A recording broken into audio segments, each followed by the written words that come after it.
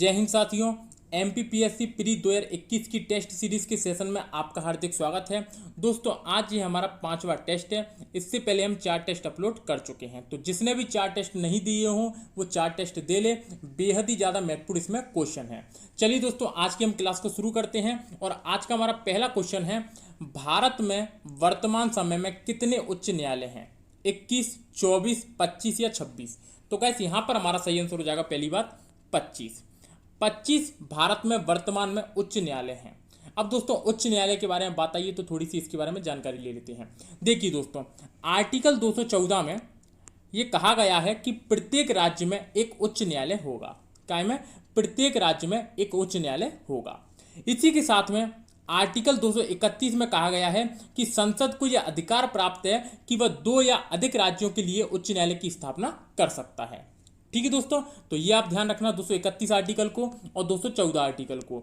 और दोस्तों इसके साथ में 215 आर्टिकल में क्या कहा गया है, तो उच्च न्यायालय को एक अभिलेख न्यायालय की संज्ञा दी गई है। तो ये है हमारा 215 आर्टिकल। तो ये तीनों आर्टिकल दोस्तों आपको लगातार याद होना चाहिए। अब क्वेश्चन है हमारे कि भारत में कितने उच्च न्यायालय हैं? तो 25 उच्च न्यायालय हैं। तो पहले हम जान लेते हैं कि भारत में पहला उच्च न्यायालय कौन सा था।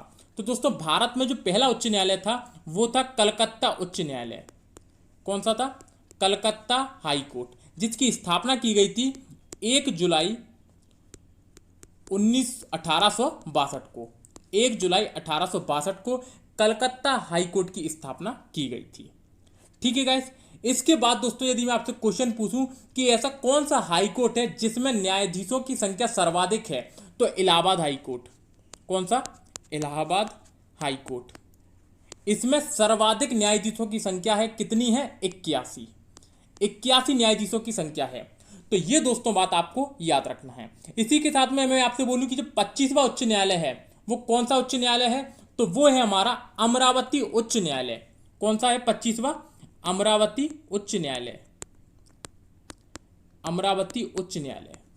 ठीक है दोस्तों, तो ये है हमारा 25वां उच्च न्यायालय।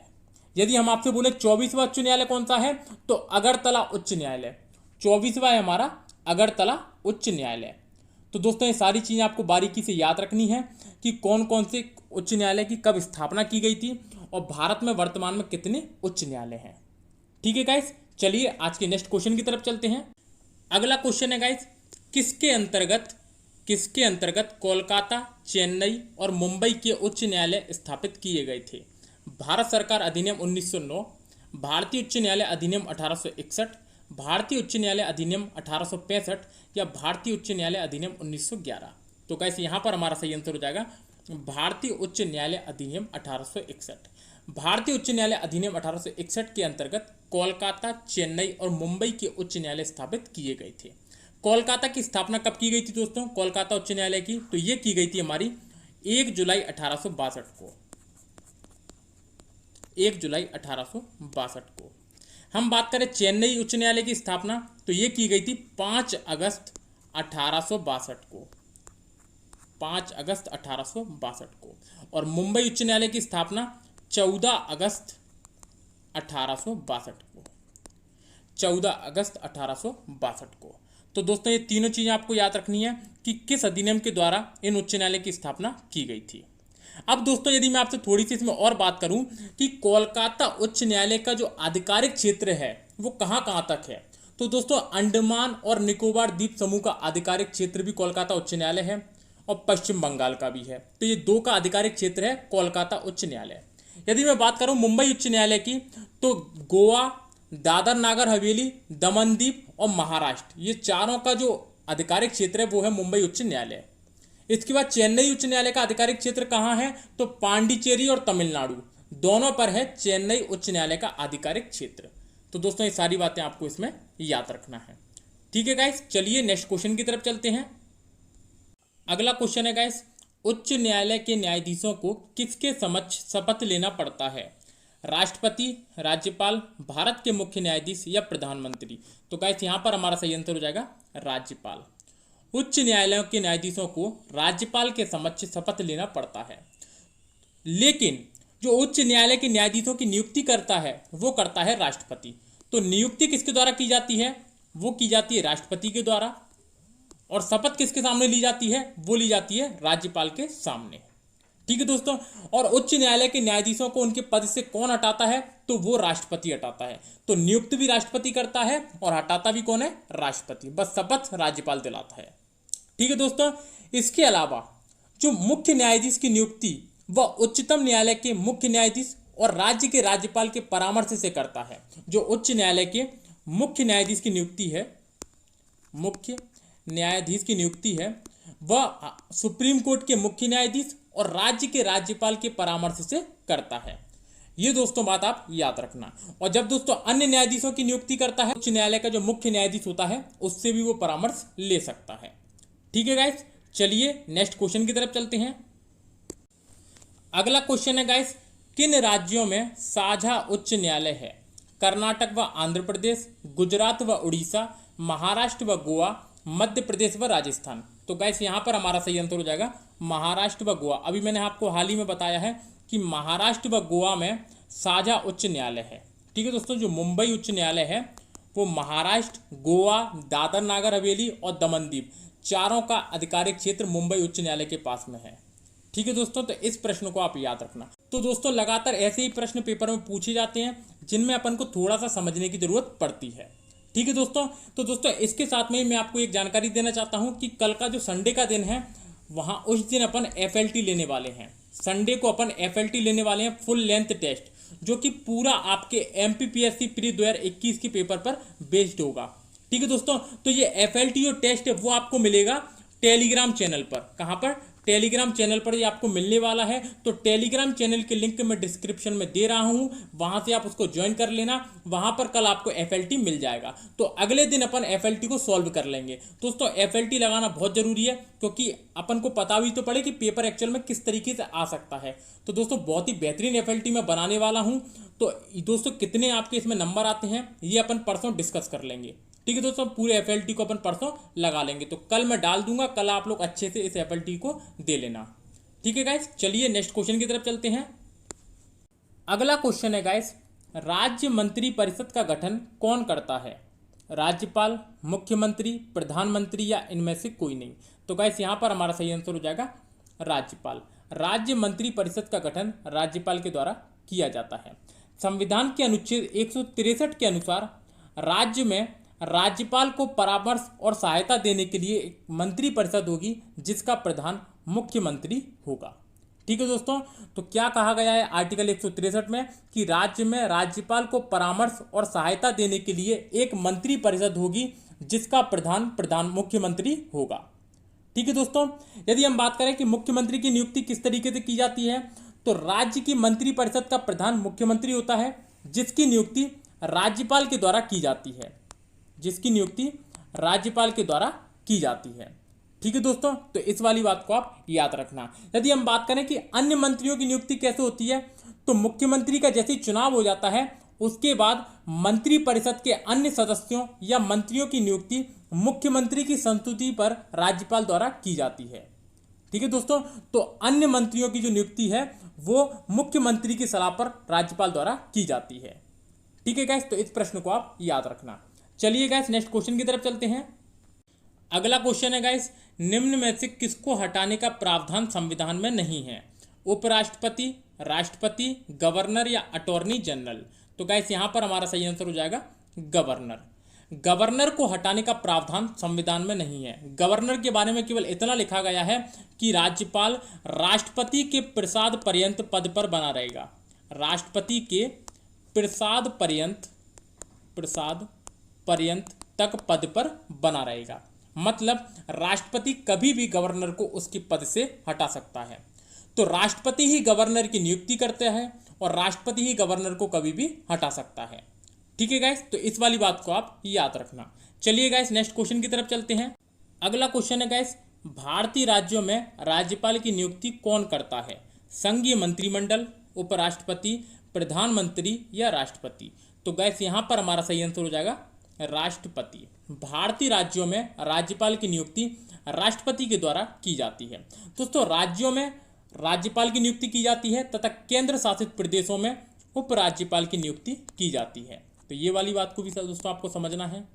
इसके अलावा दोस्तों मूल संविधान में ये कहा गया था कि प्रत्येक राज्य में एक राज्यपाल होगा, लेकिन 7वें संविधान संशोधन 1956 में ये बात कह दी गई कि 2 राज्यों में एक राज्यपाल हो सकता है। ठीक है दोस्तों, 2 या अधिक राज्यों में एक राज्यपाल की नियुक्ति की जा सकती है। तो दोस्तों इस वाली बात को आप याद रखना। चलिए दोस्तों नेक्स्ट क्वेश्चन की तरफ चलते हैं।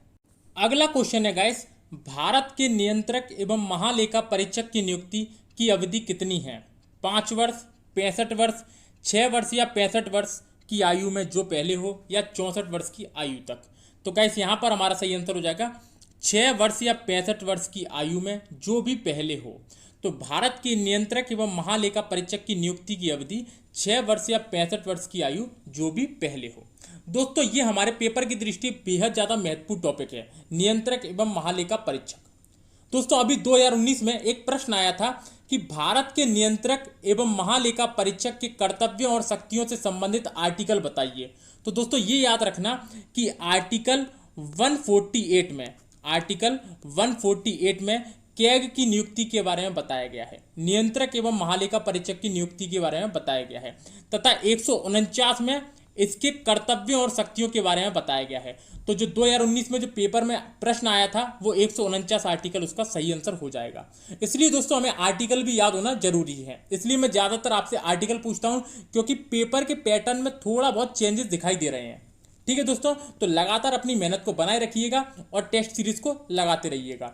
देखिए दोस्तों, तो आर्टिकल 148 में कैग की नियुक्ति के बारे में बताया गया है, तथा आर्टिकल 149 में उसके कर्तव्यों और शक्तियों के बारे में बताया गया है। कैग की नियुक्ति कौन करता है? तो कैग की नियुक्ति राष्ट्रपति द्वारा की जाती है। किसके द्वारा? राष्ट्रपति के द्वारा की जाती है। और यदि मैं बात बोलूं कि कैग को हटाया कैसे जाता है, तो कैग को दोस्तों उसी प्रकार हटाया जाता है जिस प्रकार से सर्वोच्च न्यायालय के न्यायाधीशों को हटाया जाता है। सर्वोच्च न्यायालय के न्यायाधीशों को हटाने की प्रक्रिया ही कैग को हटाने की प्रक्रिया है। ठीक है दोस्तों, तो जिस प्रकार से सर्वोच्च न्यायालय के न्यायाधीशों को हटाया जाता है, उसी प्रकार से नियंत्रक एवं महालेखा परीक्षक को भी हटाया जा सकता है। ठीक है गाइस, और इसका समय काल कितना है? 6 वर्ष या 65 वर्ष, जो भी पहले हो जाए। चलिए नेक्स्ट क्वेश्चन की तरफ चलते हैं। अगला क्वेश्चन है गाइस, भारत का नियंत्रक एवं महालेखा परीक्षक अपना प्रतिवेदन देता है लोकसभा अध्यक्ष को, प्रधानमंत्री को, वित्त मंत्री को या राष्ट्रपति को? तो गाइस यहाँ पर हमारा सही आंसर हो जाएगा राष्ट्रपति को। भारत का नियंत्रक एवं महालेखा परीक्षक अपना प्रतिवेदन राष्ट्रपति को सौंपता है। दोस्तों एक आर्टिकल उसको आप ध्यान से याद रखना, आर्टिकल 151। आर्टिकल 151 के अंतर्गत संघ के खातों से संबंधित कैग की रिपोर्ट राष्ट्रपति को सौंपी जाएगी, जो संसद के प्रत्येक सदन के पटल पर रखी जाएगी। ठीक है दोस्तों, तो संघ के खातों से संबंधित जो कैग है वो अपनी रिपोर्ट राष्ट्रपति को सौंपेगा, जो संसद के प्रत्येक सदन के पटल पर रखी जाएगी। तो ये बात कही गई है दोस्तों आर्टिकल 151 में। ठीक है गाइस, यदि हम बात बोलें कि नियंत्रक एवं महालेखा परीक्षक का काम क्या होता है, तो एक कैग भारत की संचित निधि और प्रत्येक राज्य तथा केंद्र शासित प्रदेश जिनकी विधानसभा होती है कि संचित निधि से संबंधित खातों के सभी प्रकार के खर्चों का परीक्षण करता है।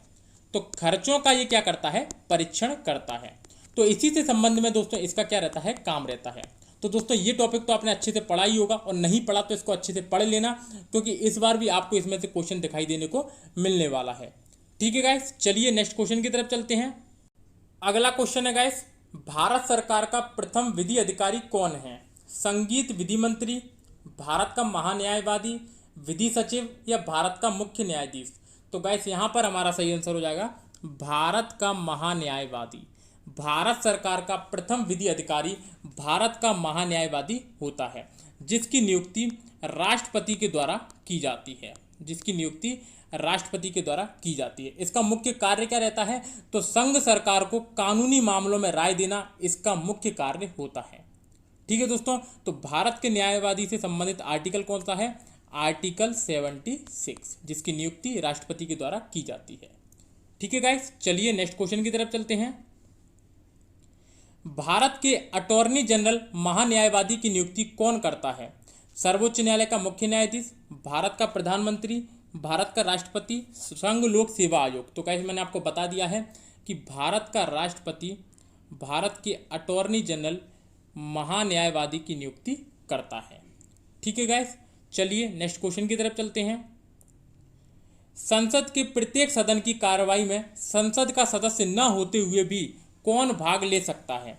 उपराष्ट्रपति, मुख्य न्यायाधीश, महान्यायवादी, इनमें से कोई नहीं। तो गाइस यहाँ पर हमारा सही आंसर हो जाएगा महान्यायवादी। महान्यायवादी संसद के प्रत्येक सदन की कार्रवाई में संसद का सदस्य ना होते हुए भी भाग ले सकता है। ठीक है दोस्तों, तो याद रखना है, इसका सही आंसर क्या हो जाएगा? महान्यायवादी। अगला क्वेश्चन है गाइस, भारत के नियंत्रक महालेखा परीक्षक निम्नलिखित में से किसकी प्राप्तियों और व्यय की लेखा परीक्षा नहीं करते? केंद्र सरकार, स्थानीय निकाय, राज्य सरकार या सरकारी कंपनियां? तो गाइस यहाँ पर हमारा सही आंसर हो जाएगा स्थानीय निकाय।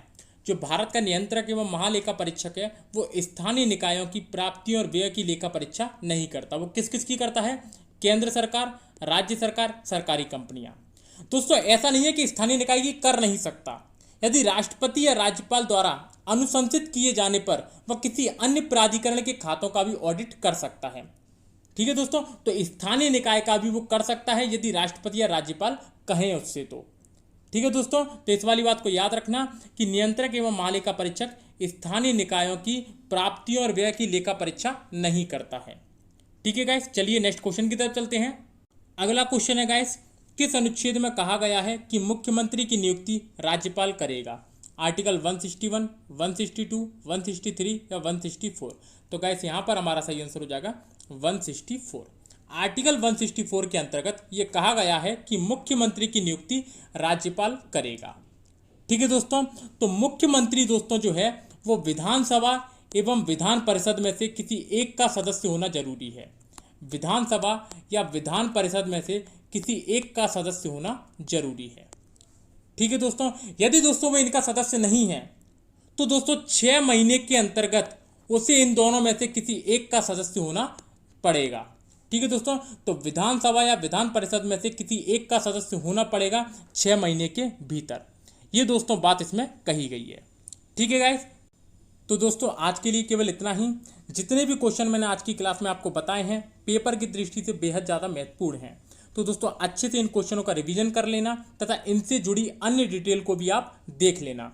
ठीक है दोस्तों, तो इस बात को आप याद रखना। इसके अलावा दोस्तों कल संडे है, कल आपका FLT होने वाला है, तो FLT आपके टेलीग्राम चैनल पर डाल दिया जाएगा। तो टेलीग्राम चैनल की लिंक मैं डिस्क्रिप्शन में दे दूंगा, वहां से आप उसको ज्वाइन कर लेना। टाइम आपको बता दिया जाएगा। तो FLT दोस्तों सभी दोस्त अच्छे से देना, अच्छे से पढ़ लेना आज, और कल दोस्तों FLT आपको लगाना ही लगाना। पूरा पेपर बेस्ड रहने वाला है वो। ठीक है दोस्तों, तो यदि दोस्तों आज की वीडियो आपको अच्छी लगी हो तो वीडियो को लाइक कर देना, चैनल को सब्सक्राइब कर देना। फिर मिलते हैं दोस्तों कल नेक्स्ट क्लास में, तब तक के लिए धन्यवाद।